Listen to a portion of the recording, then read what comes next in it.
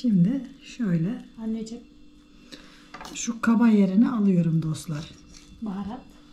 Ha, baharat. Şöyle yine tuzunu ekliyorum. Karabiberini, pul biberini ve kekiğini ekliyorum ve şöyle size göstererek sarıyorum. Bakın dostlar.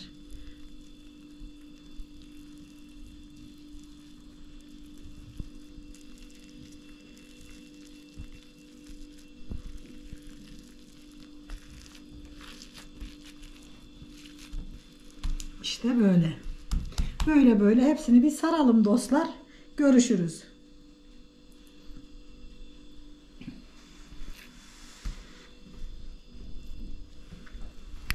Bugün size harika bir yemek yapacağım, kebap yapacağım ama önce patatesleriyle başlıyorum. 3 tane patatese ihtiyacımız var. Üçünü de güzelce derin kestim ya. Soymaya devam ediyorum dostlar.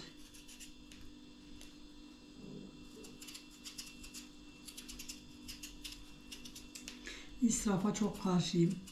İnan ki kalın soyulan patateslere çok üzülüyorum.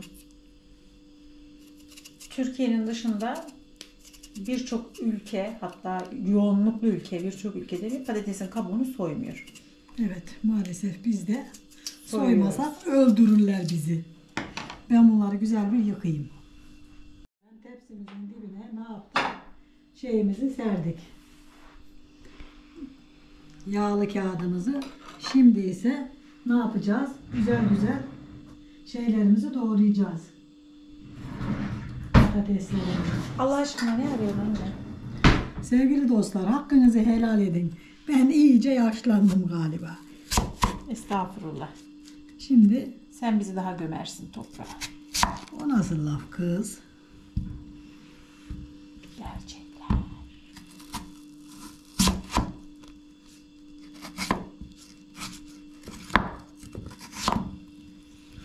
Şöyle bölelim.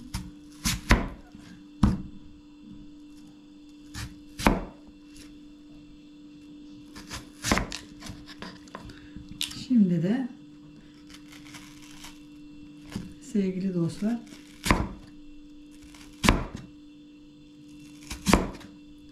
bu şekilde ne yapacağız?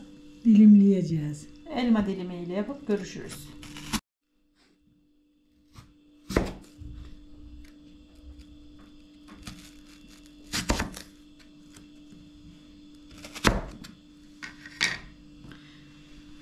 Evet. Şimdi patateslerimizi böyle alıyorum. Şöyle biraz tuz atıyorum. Dostlar, sonra çok da atmayalım. Şöyle biraz karabiber. Herkes kendine göre atsın. Şöyle biraz da pul biber.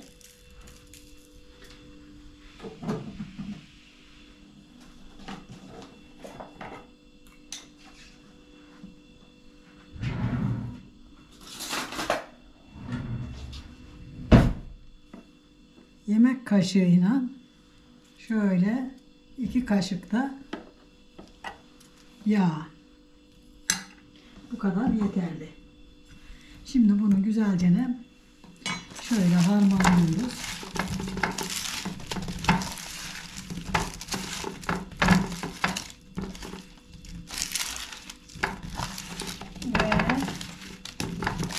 Ve Düzeltip fırına vereceğiz sevgili dostlar.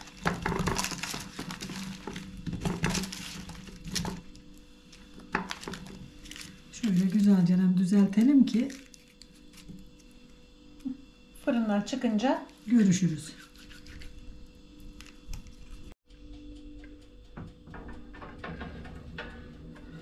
fırından sonra görüşürüz. Evet, fırından sonra görüşürüz. Döküyorum ve tertemiz, hem yıkanacak hem de açmamız kolay olacak. Sıcak su. Evet. Mümkün olduğu kadar sıcak su olursa inanın açması da yapması da kolay olacak. Hem de yıkanmış olacak gömleklerimiz. Bakın nasıl oldu. Yumuşacık oluverdi. Yani böyle kendiliğinden açıldı. Hem de yıkanmış oldu, tertemiz oldu.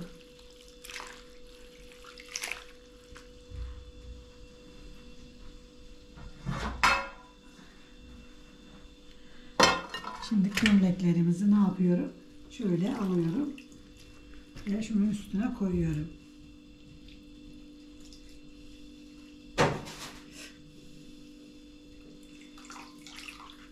Bakın mis gibi oldu.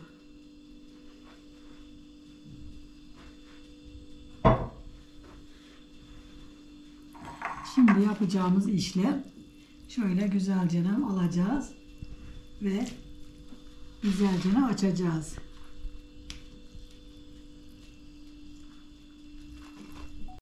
Olabildiğince güzel açacağız. Açıldığı kadar açacağız ki güzel kullanabilelim. Şu tarafını da şöyle güzelce açayım. Bakın dostlar, bir gömlek ne kadar büyük olduğunu siz de göreceksiniz. Demin küçücüktü elimde ama şey olunca, sıcak suyu görünce bakın kocaman bir gömleğimiz oldu. Şimdi şunu şuradan çıkaralım. Şöyle şu kenarlarında dostlar güzelce çıkaralım. Şöyle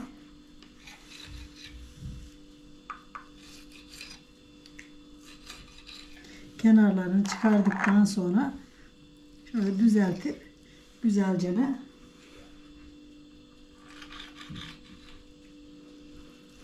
harika bir gömlek kebap yapacağız inşallah fırında. Şimdi şu şekilde kesiyorum.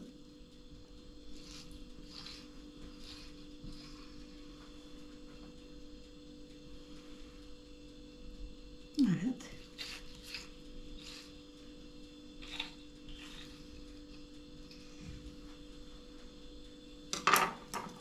Ve şöyle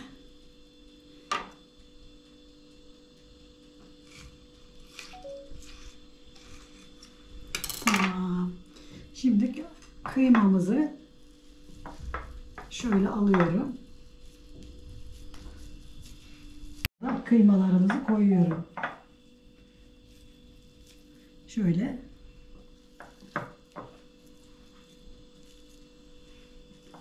ve şöylesine koyuyorum. Şimdi bunu yapmaya başlayacağız dostlar.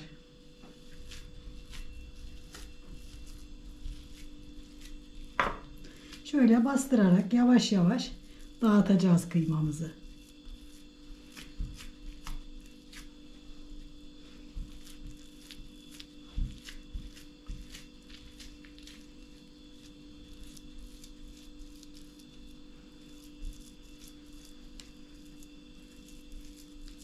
Eşit bir şekilde dağıtalım ki dostlar gerçekten güzel olsun. Kim yeri az, kim yeri çok değil. Birazcık pul biber, birazcık karabiber. Şöyle çok az da isteğe göre kekik. Yani olursa iyi olur. Şimdi burasını böyle çeviriyorum. Bakın. Burasını da böyle çeviriyorum ve sarıyorum.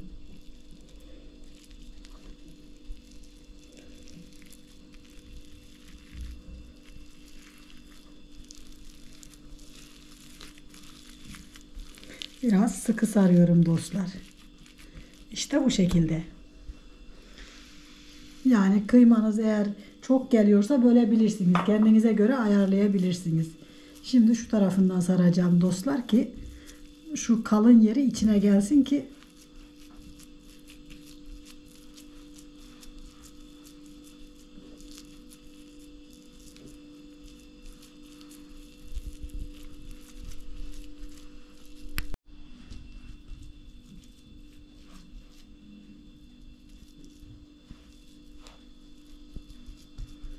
şimdi şöyle Anneciğim, şu kaba yerini alıyorum dostlar. baharat. Ha, baharat. Şöyle yine tuzunu ekliyorum. Karabiberini, pul biberini ve kekiğini. ekeliyorum ve şöyle size göstererek sarıyorum. Bakın dostlar.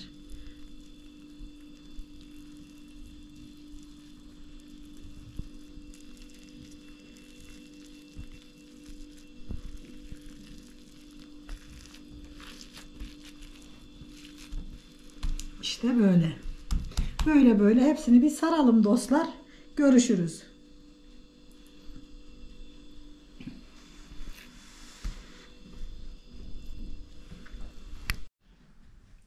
Yapıyoruz ve ne yapıyoruz?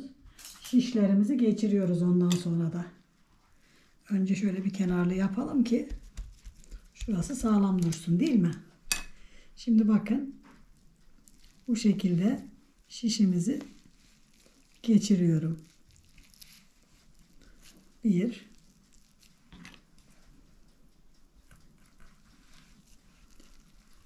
Ne kadar aralıkla kesecekseniz ona göre geçirin lütfen şişlerinizi. Ki sorun yaşamayalım. Kaç şiş çıkacağını buradan buluruz.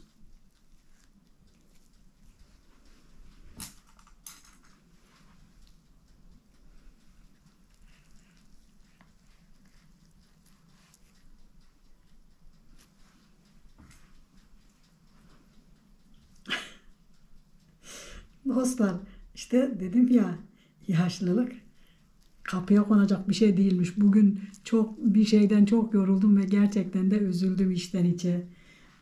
Niye biliyor musunuz? Dedim ki yaşlılık kapıya konacak bir şey değilmiş. Bir tane şişe daha ihtiyacımız var. Dostlar. Pardon, şişimiz buradaymış. Ben hazırlamıştım en son sana. Eğer artarsa tekrar bir şiş daha yaparız dostlar. İşte tamam. Bakın gayet güzel oldu. Şimdi de şöyle güzelce de yerleştirdik. Ve şimdi kesme zamanımız.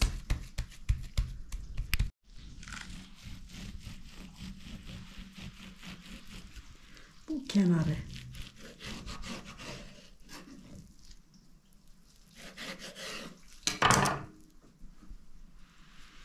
Bakın bu şekilde, bu ilk kenarı. Şimdi bu şekilde devam edip gideceğiz Allah izin verirse.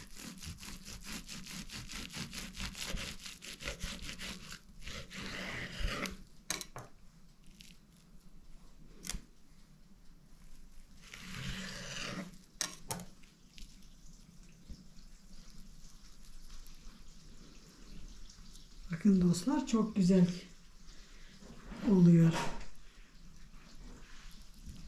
Allah izin verirse yerken göreceğiz. Ne kadar güzel olduğunu hepinize söyleyeceğiz.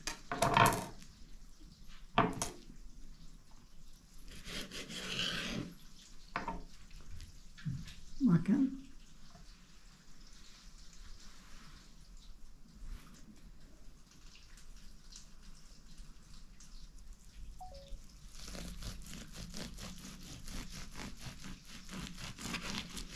Gömlek kebabımız harika oluyor.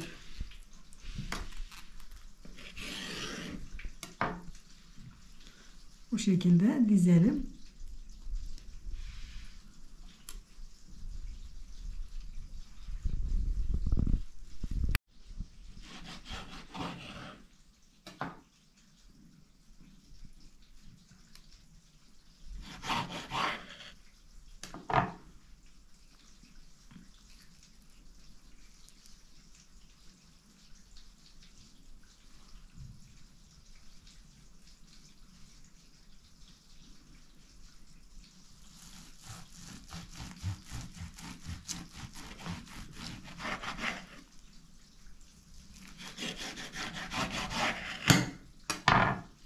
Elimizi korkak alıştırmayalım. Değil mi dostlar? Şimdi bir şiş daha yapacağım Allah izin verirse. Şu tarafına, ondan sonrası tamam.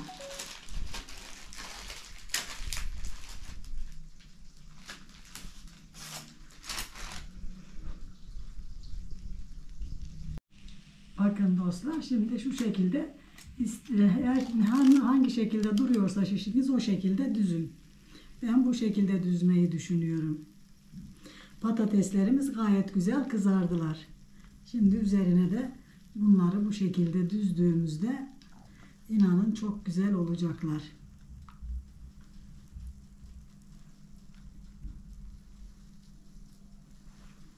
Maalesef benim kızımın Ben sonra yerim anne. şöyle koyayım mı bunda? Koy. Şöyle olur, niye olmasın kızım? Tamam. Şimdi fırına gidiyoruz değil mi? Evet, şimdi fırına gidiyoruz. Şöyle biraz sıklaştırırsak şunu.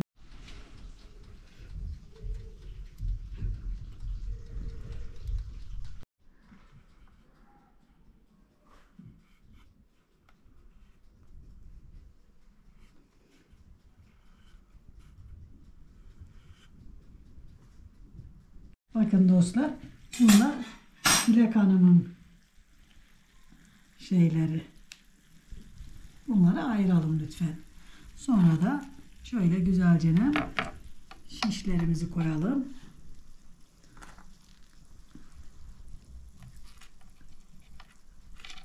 Ve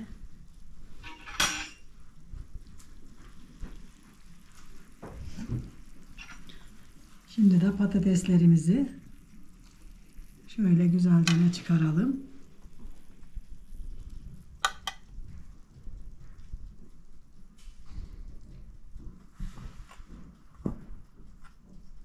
Dostlar, patateslerimi alamıyorum, yetişemiyorum. Anne, servis kaşığıyla alsaydın. Oh, harika güzel gözüküyor.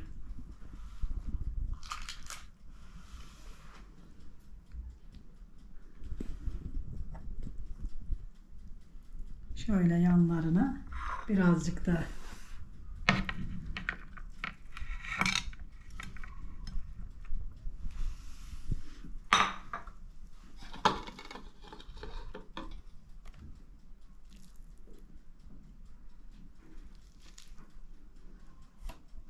yapacak olanlara kolay gelsin. Yiyecek olanlara afiyet olsun. Bizi izlemeyi, abone olmayı ve güzel fikirlerinizi söylemeyi unutmayın lütfen. Hoşça kalın, dostça kalın. Allah'a emanet olun.